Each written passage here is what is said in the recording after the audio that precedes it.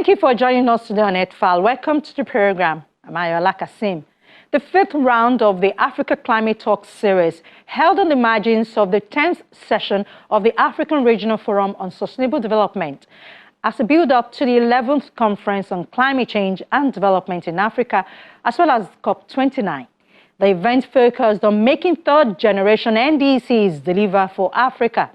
The ACT series, as it is known, brought together different perspectives and stakeholders to stimulate a pan-African discourse aimed at contributing to the emergence of an African narrative on climate change and development. We'll bring you details of the conversations held there today on the program. Just stay with us.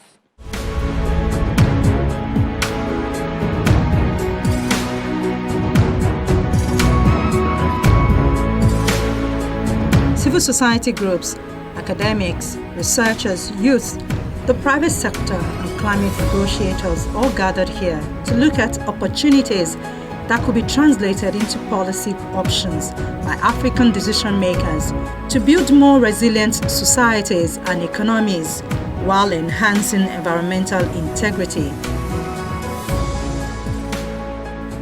The inaugural session of the ACT was held in Tanzania in 2015 in collaboration with the University of Dar es Salaam on the theme The Promise of Paris, a critical inquiry into the issues, challenges and prospects of a post-Kyoto climate framework for Africa. This was ahead of COP21 in Paris.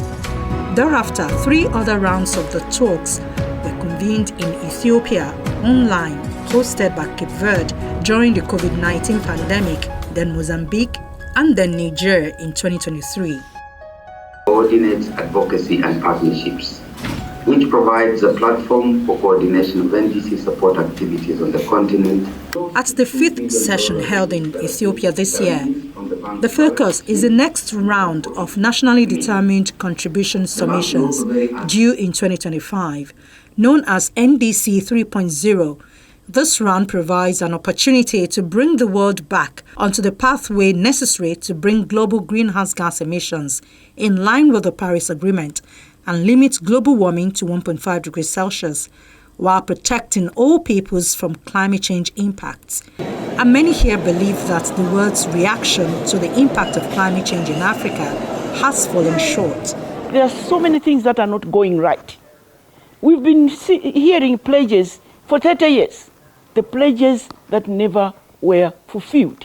So what we are now saying, there must be a committee. That's what they decided at COP28, to look at how we can disperse the funds that will come. I am told, the last time I checked, it was only $700 million that had been accumulated. But you also heard what the African Development Bank is saying, that they are putting together a sizable amount of money, which may not be adequate, but I think it's a good start. What now we should be saying is how can we position ourselves to get hold of that money timely, discuss about the fact that they are still putting together the committee to disperse those funds since November. That's not acceptable. That is not acceptable. Why do I say this? It's because some of us are locked up in the communities where people are suffering as a result of climate change. And we know that the clock is ticking. There's no time to waste. What is it that we can do now immediately to make sure that we take cognizance of the fact that they are trying, the communities are trying. Before they know it, it's another cyclone. Before they know it, it's a flooding. Before Zimbabwe knows it, it's drought. What is it we can do now to assist those countries that are having these challenges to recover? In doing that, I don't think putting together a committee for a year will help that.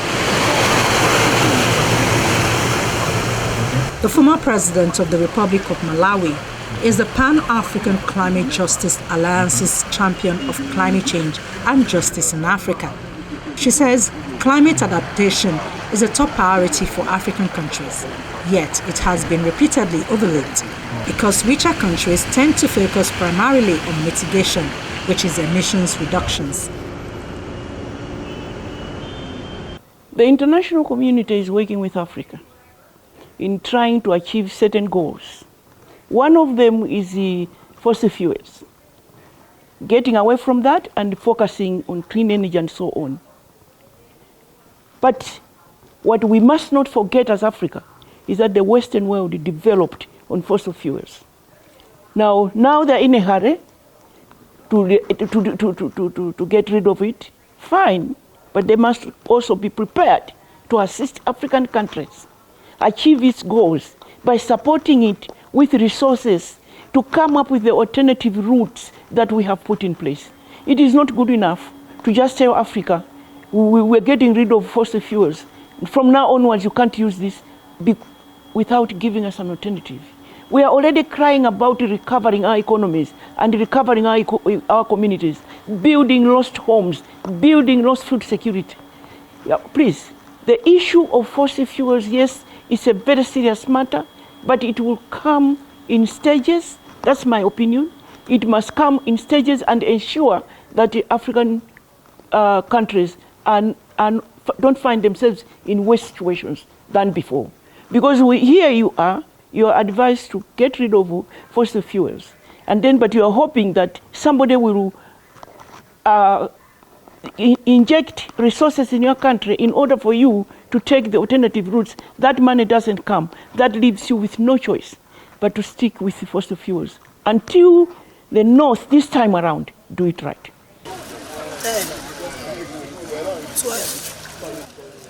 She believes that developed countries need to focus on the mechanics of financing programs and initiatives to help vulnerable rural communities immediately. Climate justice for the poorest, she says, will in turn boost environmental protection. And she believes frontline communities will be effective environmental stewards. What we've done in my country is to identify a foreign country. This is a case study. A foreign country that comes in Malawi, finds a local NGO like mine, and finds a community ready to change. Because at the end of the day, it is the community that will change their own situation.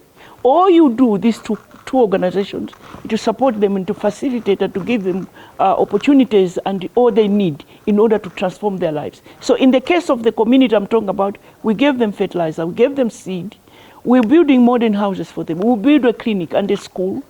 So for the first time, they were food secure. For the first time, they had the money at household level. So for me, when you come in now to say, sit down, you are cutting down trees. Let's reforestate.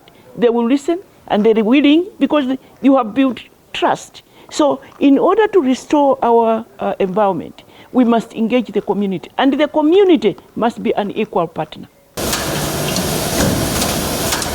Many believe approaches to developing an effective NDC 3.0 that will leave no one behind will include enhancing renewable energy capacity and improving energy efficiency, as well as strengthening the provisions for national nature-based solutions. Related measures could contribute towards defining more ambitious, informative, instructive, and implementable new NDCs, while providing an opportunity to start developing a more holistic approach to tackle the triple planetary crisis of climate change, biodiversity loss, and pollution.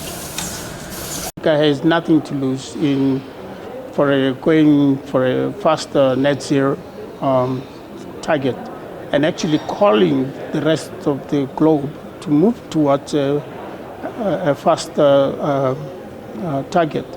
So, for example, the current target is 2050. And if Africa pushed even stronger targets, like say 2030, 2040, then the benefits to Africa are that you're not kicking the can for adaptation because the climate change impacts are getting worse and worse. So at least we can start mobilizing a lot of resources globally to tackle climate change. You can imagine the more investment we're going to do faster, the more money is going to flow. And therefore, with more infrastructure, more development, you're going to create more jobs and therefore better adaptive capacity and climate change impact will get faster to a global goal of keeping the temperature, global temperature below 1.5 or 2 degrees as appropriate. Africa is one of the most affected regions by climate change, and its current and historical greenhouse gas emissions are minuscule at a global scale. However, according to the Global Center for Adaptation's report, the continent received only 20% of global adaptation finance flows, which is about $13 billion annually between 2021 and 2022. This is less than half of the finance going to the East Asia and Pacific region, which received about 45% of global adaptation finance flows. According to the African NDCs, the region needs about $53 billion per year between 2020 and 2035. It is said that if the current level of adaptation funding flows continues, Africa will only mobilize $195 billion by 2030. The adaptation needs of the continent may be as high as $1.6 trillion. Africa's adaptation needs are about 8 times larger than the funds available. Furthermore, the balance between climate mitigation and climate adaptation investment continues to be tilted towards the former. On the continent, adaptation finance was only 36% of total climate finance between 2021 and 2022. This was a decrease from 39% of total climate finance between 2019 and 2020. Adaptation is losing ground to mitigation financing on the continent. The gap in adaptation, and largely because although we usually want to talk about finance because, of course, money is very important. But let's look at also the wider resource definition to say means of implementation of the climate change actions. So, for example, information, research, capacities of institutions, etc., including finance and technologies. And, for example, we need very good technologies for us to implement adaptation to climate change. We need very good technology to reduce emissions, whether it is in the transport sector, the energy sector, the building sector, etc., etc. So money is one part of the solution. But having said that, yes, unfortunately, it looks like we will never reach a point of total satisfaction in terms of the amount of money that we're requiring to meet the climate change agenda.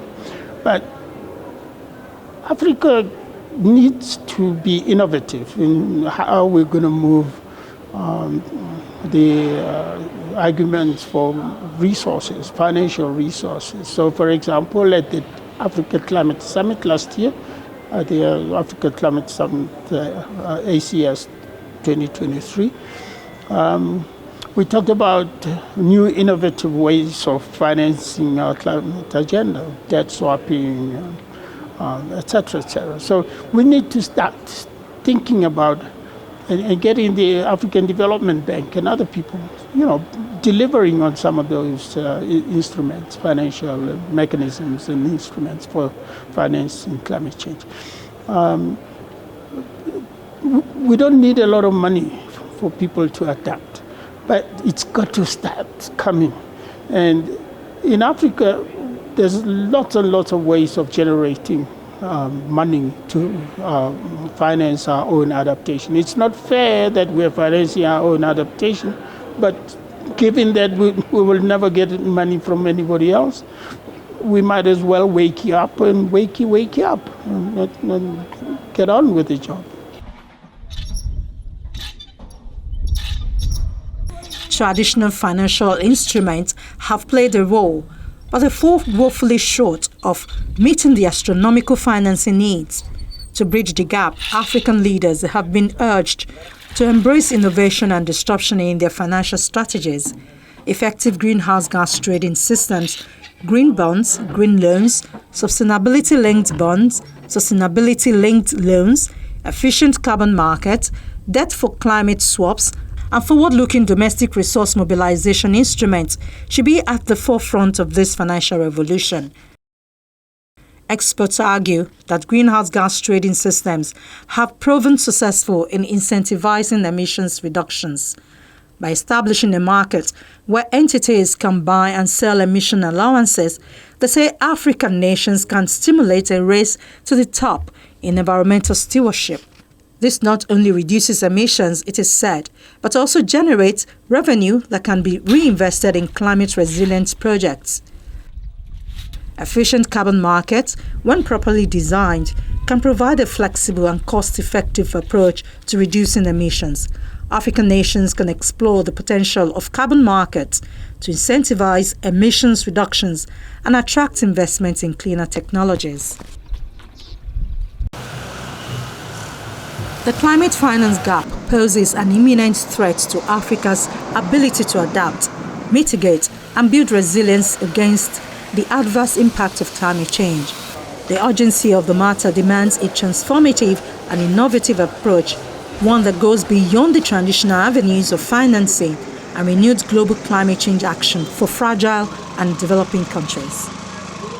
The priority for Africa should be thinking inwardly around resourcing Africa's strength, which is agriculture, fishery, land, and nature-based solutions constitute Africa's greatest wealth that ought to be the concentration or the priority of our governments or our political leadership to think around how to catalyze growth opportunities, ecosystem services, benefits to create jobs for young people, reduce the migration risk, reduce catastrophic convergence of climate risk and disasters, and of course, most importantly, to compete in an increasingly competitive global space where we have now become so low on the edge, on the margins of the global economy.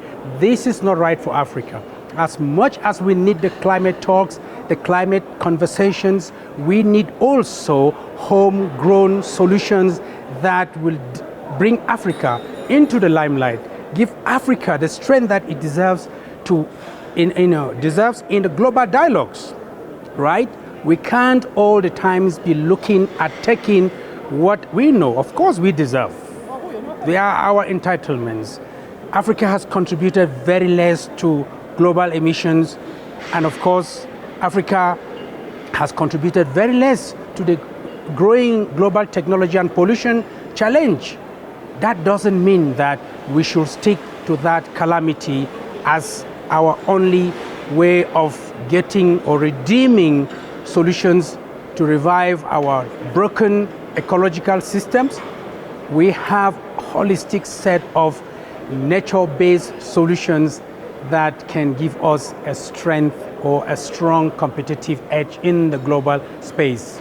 It has been argued that nature-based solutions could deliver emissions reductions and removals of at least 5 gigatons of carbon dioxide equivalent per year by 2030, of a maximum estimate of 11.7 gigatons of carbon dioxide equivalent per year, and $393 billion in cost savings by 2050 from using nature-based solutions, which can reduce the intensity of climate hazards by 26%. It is also believed that 30% of nature-based solutions could contribute around 30% of the global mitigation required between 2030 and 2050 to achieve the 1.5 degrees/2 degrees Celsius temperature rise goal agreed under the Paris Agreement. We're talking about net zero. Net zero means plus, plus, minus. So it's emissions plus the sinks. Nigeria also has a lot of sink capacity. So go back and calculate how much your forests are sinking in terms of your emissions. And I'm sure even if they're your fossil fuel-based economy and you're emitting a lot of greenhouse gases as a result, your forests are also taking up a lot of those carbon dioxide through photosynthesis to grow. So that's one thing that we need to do. We need to go back and start carbon accounting. Number two, remember, although you're producing oil, the emissions are not yours. It is so export. It is the importing country that is going to use the oil that is going to be emitting. It sounds terrible, but yes, use that money to invest into renewables if you can, and fast. There are opportunities to retrain your guys. So, for example, your rig operators, those guys in the fossil fuel industry need to be retooled and re-skilled. Those transformations need to take place. Otherwise, you'll be left in the cold alone. The Paris Climate Agreement commits to keep global warming below 2 degrees Celsius and to pursue efforts to limit warming to 1.5 degrees Celsius. The actions of the international community between now and 2030 will determine whether we can collectively slow warming enough to avoid the worst impact of climate change. Above the 1.5 degrees Celsius limit, the risks of extreme weather and collapsing ecosystems grow. The latest IPCC report demonstrated that nature-based solutions, such as reducing the destruction of forests and other ecosystems, restoring them, and improving the management of working lands, such as farms, are among the top 5 most effective strategies for mitigating carbon emissions by 2030. Building knowledge, stronger awareness, buy-in from the people, understanding on the risk and the degradations as well as the vulnerabilities and how these vulnerabilities affect our lives. And of course, first, most importantly, for us to know, for all citizens to know that we are entirely, collectively, the causes of these vulnerabilities, because we contribute to the deforestation, we contribute to the mangrove ecosystem depletion, we contribute to the ocean pollution, we contribute to the landfills, plastic pollution. All these are our causes, but government needs now stronger will, political will, to really put more effort, more catalyst to how this can be implemented into tangible, measurable policies that people can benefit from. Climate change intensifies many existing challenges in Africa. Refugee crisis and high poverty rates are chief among them. Displacement due to environmental change has been on the rise across the continent. Africa's urban poor are more likely to live in high-risk zones and are less able to move in the event of natural disaster. Nigeria, for example, a sea level rise of 1 meter could displace 6.3 million people in Lagos alone and change the spatial distribution and density of both formal and informal urban settlement, a report says. This could cause dire displacement consequences if solutions are not implemented soon. Furthermore, since agriculture accounts for the primary share of Africa's economic activity, the continent is especially vulnerable to climate change, yet is comprised of national economies that are ill-equipped to adapt. Trying to really address, first of all, the problems or the consequence of the climate change to the most vulnerable is a way to address the problem of all. Because of course, when you work in favor of the most vulnerable, it means that you help all the society, all the communities. So it's not a question of experts discussing in a room, it's really a question of implementing concretely the benefit for the people. What does it mean? For instance, here we were speaking about a carbon market. What does it mean for a small farmer in Nigeria or everywhere in Africa? It has to be done in a way showing to him what he can take benefit of this market. How he can, for instance, have a benefit in carbon credits in order to develop his activities or to transmit to young people, because we know that a lot of farmers are becoming old and that the young generation is not very interesting to, because it's a very poor job. So working like that, it's a way to really build a just transition. At the end of the African climate talks, it was agreed that to combat the threat of climate change, Africa's most vulnerable regions need special support to break perpetuating cycles of underdevelopment, poverty, food insecurity, environmental degradation, and rapid population growth. There is growing recognition worldwide that environmental concerns need to be at the forefront of the global sustainable development agenda. This requires African voices to be present and represented. On the ground, it's that it is a permanent consultation, and not only consultation, a real participation of those farmers, small-scale farmers, population involved in this issue, and especially indigenous people, because when you speak about, for instance, forest, what do you do with a forest? Do you protect the forest without giving any benefit for the farmer, or do you avoid that it could be cut, that the trees could be cut, but not just to build a carbon market? How can you explain that to the small farmer? So the small farmer has to be involved, participate to, contribute to, and benefit from. And that's exactly the definition of right to development. Africa-led innovation leverages local resources and expertise and has yielded successful initiatives, including community-based adaptation, renewable energy expansion, climate-smart agriculture, coastal adaptation, forest conservation, and sustainable urban development. Collaboration, financing, policy frameworks, and knowledge sharing are said to be crucial for scaling up Africa-led innovation.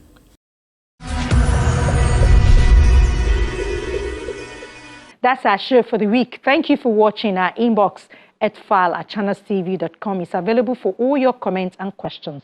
From me, Ayola Kasim, and the crew here in Lagos, it's bye for now.